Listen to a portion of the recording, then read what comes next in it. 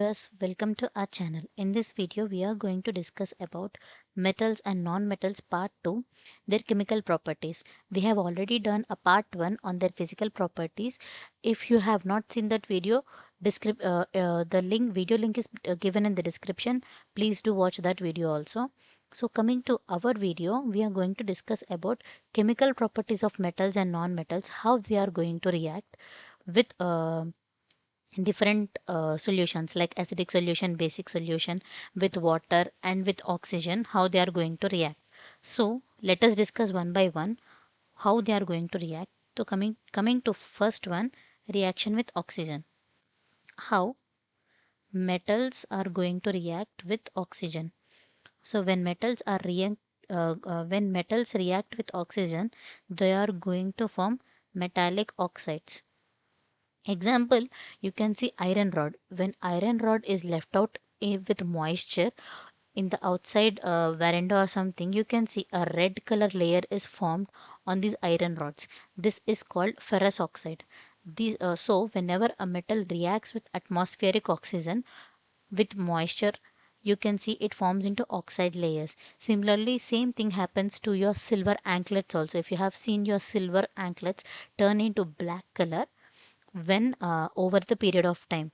This is also because they form silver oxide layer on the surface of the metal. Similarly, if you have copper articles in your house, when they are exposed to the moisture or atmospheric oxygen, you can see a green color layer formed on it, that is copper oxide, which is green in color. So whenever a metal reacts with oxygen, atmospheric oxygen, it forms into metal oxides. A layer of metal oxide is formed over it. That is the reaction with the oxygen. And second, next comes reaction with water. So whenever metals come in contact with water, they react rigorously. For example, take a piece of sodium and put it in the water. It becomes so rigorously that it produces huge amount of heat. It will be like it would catch some fire or something. That much amount of heat is produced. So metals are very reactive to the water. Example, sodium is very reactive. That's why sodium is not stored or transported by storing it in water. We use kerosene. We store usually sodium and kerosene, so that sodium metal is stored in kerosene and used. Why? Because it is least reactive with kerosene. Similarly, non-metal, example, phosphorus does not react with water. In the contrary, or in reverse, it reacts more with the atmospheric oxygen. Whenever phosphorus is kept outside, it just catches fire. Yeah, whenever it is kept outside in the open space, it catches the fire, it catches the heat. That is how metals and non-metals reacted to the water. Metals are very rigorously reacting to the water, whereas non-metals does not react much with the water. On the contrary, they react more with the atmosphere. So yeah, coming to the reaction with oxygen, forgot to mention one point. When metal reacts with oxygen, they form metal oxide, or that metal oxide is basic in nature. Example, copper oxide is basic in nature. Whereas when a non-metal reacts with oxygen, they also form oxides, like sulfur plus oxygen gives sulfur dioxide. This sulfur dioxide is acidic in nature. This sulfur dioxide is acidic in nature. That is what happens. So the metallic oxides are basic in nature. The non-metallic oxides are acidic in nature. That is one of the important point I skipped to mention earlier. So yeah, coming to reaction with water, that is how metals and non-metals react. Metals reacts vigorously with the water, and non-metals are not that much reacting to the water. You can also see sand. Sand is not a metal. It doesn't even dissolve in water. It is it is a separate thing, right? It floats. I mean, it settles down with water. It doesn't mix with water. And coming to third one, reaction with acids. How metals and non-metals are going to react with acids. So coming to the reaction with acids, let us take an example how metals are going to react with acids and how non-metals are going to react.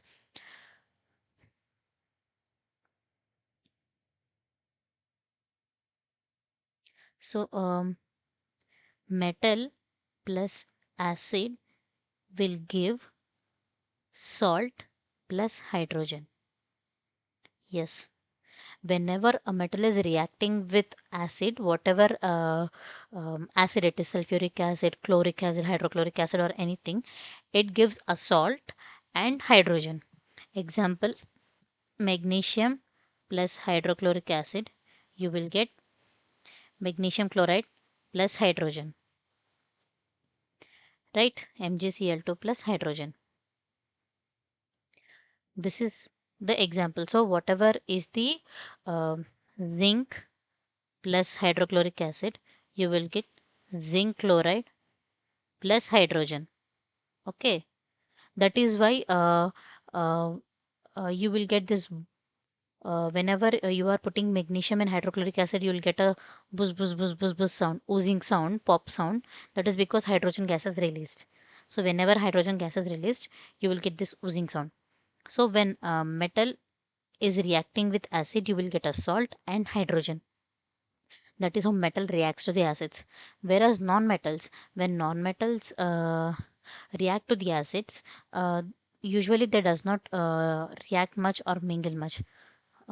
They usually they doesn't show any reaction or something when they react with acids.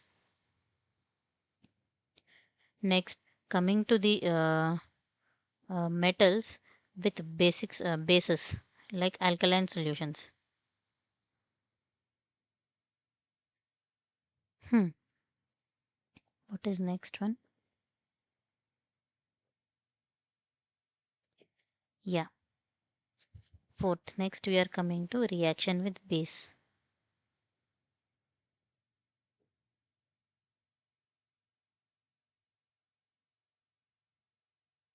So coming to the reaction with bases, how it will be is like metal plus base gives to same again salt plus hydrogen, right? So a metal is reacting with a base, it gives you a salt and hydrogen. Example, take zinc is a metal and sodium hydroxide is a base. So when zinc react with sodium hydroxide, you will get reaction with bases. When metal reacts with base, it forms a salt and hydro and releases hydrogen gas. So zinc plus sodium hydroxide gives sodium zincate Na2ZnO2 plus hydrogen gas. So similarly like acids, when a metal reacts with acid or a base, it forms a salt and releases hydrogen. That is the simple conclusion. Coming to non-metals, non-metal reaction with bases are little complicated depending upon what sort of non-metal is reacting with what sort of base. The reaction will change. Example, if you take non-metal reacts with a um, base, the reaction will be different. That is little complicated. You cannot have a basic formula like when metal react with base, you will get a salt and hydrogen. You cannot conclude like that. Let us see the same when we take a base NaOH reacting with carbon dioxide, which is a non-metal. You will get sodium carbonate plus water. This is what you get, sodium carbonate plus water. So it will be like that. You cannot tell directly that okay, when a base is reacting with a non-metal, what is the exact formula you will get. That is yeah, that is a little complicated thing. That is how you get it.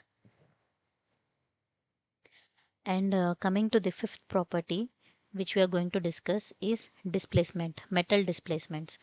So metal have this unique property of uh, replacing another metal in a solution. This property is called displacement property. So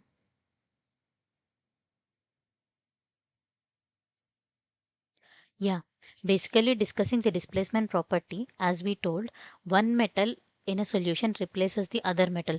Example, you take zinc sulfate solution ZnSO4, and if you add copper to it, then you will see copper will be replacing zinc, and zinc will be substituted on the lining of the test tube, and the same will happen vice versa. So copper sulfate plus zinc, you will get zinc sulfate plus copper. The same thing will happen. That means one metal is replaced by other. Similarly, if you take aluminium, the same will happen with aluminium also. This property of metals is called displacement property. One metal is replaced with other metal. These are the chemical properties of non-metals. Hope I think you understood. If you like the video, please click on like button. If you wanted to give your reviews, you're free to give them in comment section. If you have some suggestions for us on which topics you wanted to us to make more videos, you can drop a message to us, and share the video so that most of the people can reach through it, can understand the concepts. And please subscribe to our channel.